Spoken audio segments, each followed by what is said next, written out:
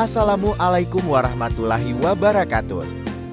Semoga semuanya dalam keadaan sehat walafiat, amin.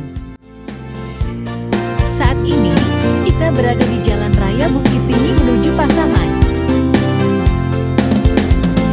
Tepatnya di Batang Palupuah, Kecamatan Palupuah, Kabupaten Agam, Sumatera Barat.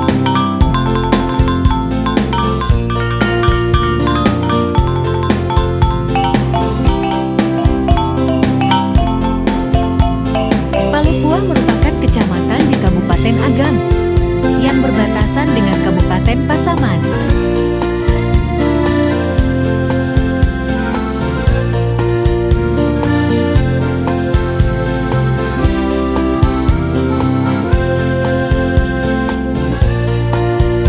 Ibu kota Kabupaten Pasaman adalah Lubuk Sikaping.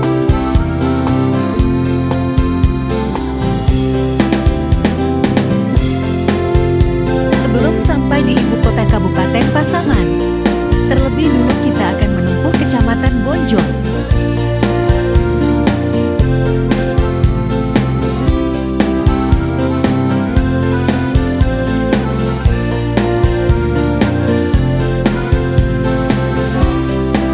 Kecamatan Bonjol merupakan salah satu daerah di Indonesia yang dilewati oleh garis khatulistiwa.